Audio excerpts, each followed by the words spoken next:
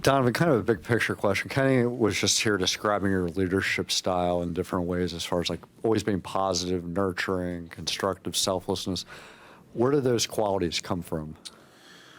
I think a few different things. I think, I came from New York City basketball. I make the joke where Ty's dad was our coach. Getting cussed out at 8, 9 years old. Then you play for Jason Smith at Brewster Academy, still getting screamed at. Patino, getting screamed at. And then realize when you get, and not to say it's a bad thing, I personally enjoy it, I prefer it. But then understanding when you get to the NBA, it's different. You got to be able, not everybody comes from that, so you have to be able to, and being on a veteran team in Utah, being able to speak to everybody differently, whether it's Joe, Rudy, Ricky. Ricky really helped me with that, being able to, when just watching him, being able to speak to me and kind of be harder on me, but then, the next guy not necessarily as much. So by finding ways how to speak to people, how to find a way to push buttons to allow guys to get guys going, and also being able to sit back and listen too, I think is a critical part. I think we hear leadership and think it's just like talking and, being demonstrative, but I think also being able to sit back and allowing things to kind of play out. And I think that's really where I learned it from. And then understanding that, I know who I'm going to be on a day-to-day basis, but how do we get the most out of Evan, DG, JA, everybody on the roster. And that's kind of been my focal point, understanding that, I set the tone, whether it's on the floor, voice, and sometimes just being quiet, standing in the corner. So just trying to pick my spots, and as you get older, you start to really figure out, okay, how can I be the best leader on the floor? Another win for your team. There's been a lot of them as we turn the calendar here. How good has 24 been for you? 8-game winning streak, best record in the league. How great has this year been? It's been a really good year. You look at last year, we went on the streak in January, like 22 and whatever it was.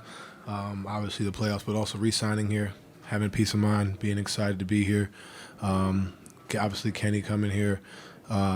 Coming to camp, starting camp in Florida, having a great time with the guys. I mean, it helps when you start 15-0 too. I don't think that's too shabby. And then, just the way we've been playing, man, it's been great. And I have no complaints. The biggest thing now is I'm always going to say, like, the challenge is, can we continue to be this team? It's great to ride this high and enjoy this and be excited and blessed that we've had this incredible start to the year, but how do we continue to be this team throughout the whole season? That's the challenge. But it's been a good year, and we look to continue it in 2025. Hey, Donovan, second straight night you guys have just kind of like flipped it in the second half. When those moments are happening for you, what do you see within the team? What do you sense? A level of urgency, focus. I think we started out the third quarter okay. We got good looks, missed them, but then they got out in transition. My biggest challenge was to everybody was we kept making a run, but we kept allowing them. And to their credit, they kept coming back and responding. And that's what good teams are going to do. And the biggest thing for us is how do we continue to respond back? How do we continue to do that? And we did that. And it wasn't just one person. It was DG, it was Max, it was JA, it was myself, it was Evan. Like, it was whoever was out there. Last game it was myself starting off the third quarter. Some games it's kind of, like just trying to figure in those things out, and that's the sign of a really good team and a team we want to be. But it's not. We're not always going to just start out the gate and just be up 20. As you know, so just trying to figure out, okay, how can we continue to plug, and then try to punch. And if we get punched back, punch again, and keep punching, and that's what you've saw the past 2 games. You guys are now 29-4. You're one of 4 teams, top 10 in offense and defense, second in point differential, second in net rating. As it goes to 2025, what do you feel like you guys still have to prove? We haven't won. I tell you this all the time. This is great. We're playing great basketball. This is phenomenal. But at the end of the day, it really doesn't mean much. I think for us to end, we when I say that, I mean, the process of it means a lot. Like, how we're winning these games, how we're playing is definitely means a lot. But what I mean is, at the end of the day, it's April, May, and June. This is setting us up to have a really good April, May, and June, which is something to be excited about. But for us, keeping level-headed, enjoying the process, because it is a long season, and if you just allow it, it can definitely consume you in a negative way. So it's enjoying what we're doing, but also understanding that we could do all this and lose in the first round, and it's forgotten. You know what I'm saying? So for us to continue to build and take it day by day, but also enjoying the process. This is fun. Like you see it, you see the locker room, you see the joy, but then also understanding that there's more to accomplish. I have a two-parter. The first one is, what have you learned about yourself during this first stretch of the season, and what are you thinking are the main keys to you guys continuing the success through the playoffs and to the ultimate goal of winning a championship? And then also, where does the resiliency come in for you and your team to be able to, it's two-part. No, you good. Three. I got you. But yeah, the resiliency. When you say myself, you mean myself like Donovan or like the group?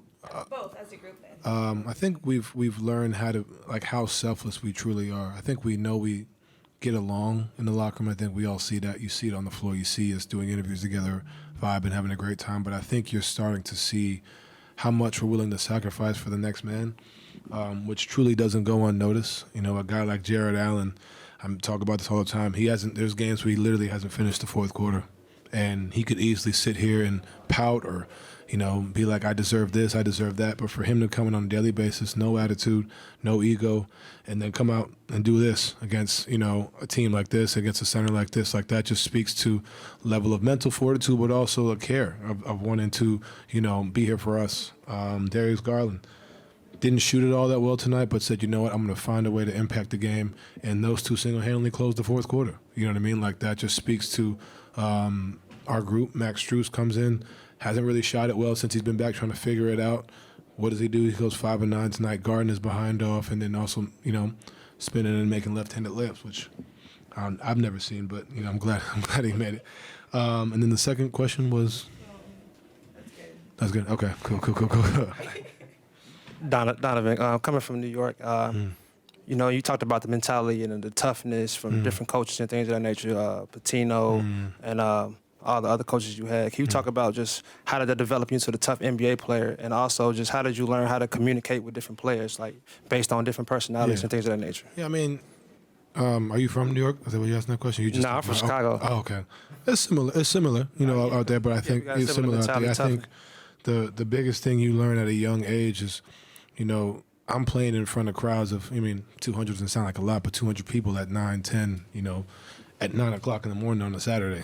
You know what I mean? Like, you're understanding parents are screaming at you, cursing at you, and I personally love it. You know what I mean? Like, you look at Rucker Park, you look at Dykeman, tournaments like that, West Fourth, all these different things. It's fun sport. Like, there's so many different tournaments that, I'm forever grateful for, because at the end of the day, like, look at this now. Like, these arenas don't necessarily, bother you. These moments don't bother you because at the end of the day, you've seen it. I've seen it, been around it. But like you said, it's a different mentality, different culture. Not everybody comes from that. So you have to, as you get into the league, understand, like, hey, this guy right here didn't come from that. You know what I mean? He doesn't understand that.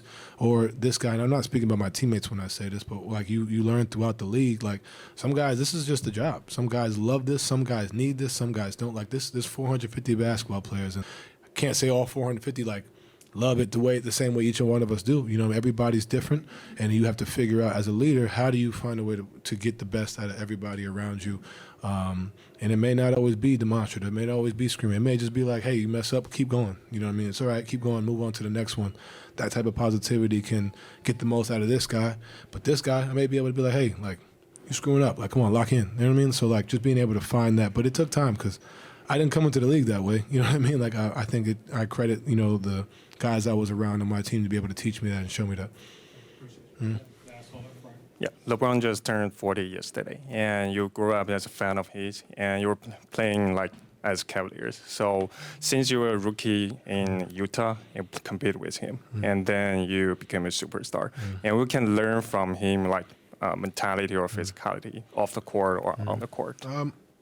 You respect his availability, his resilience. When you look at his career, he's done so much. There's so many things you can pick from, but the biggest thing to me, man, is he's always there. There's no matter what. He's 40 years old, still doing this. There's an ultimate respect there. He's a savant of the game. He knows a lot about the game, won at the highest level. That's you. So for myself, like you said, growing up a fan, being in the Cavs uniform, yes, it's full circle. You know what I mean? But I'm looking to replicate what he did. We'll bring a championship to Cleveland. You know what I mean? I think that's something that, it's only been done once. Hopefully do it twice. But You look at a guy like that, what he's done in his career, what he's done for the city of Cleveland. It's inspiring for sure. It's inspiring what he's done for this game, and hopefully, we go out there and get one of our own as well. Appreciate it. Happy New Year. Happy New Year to y'all.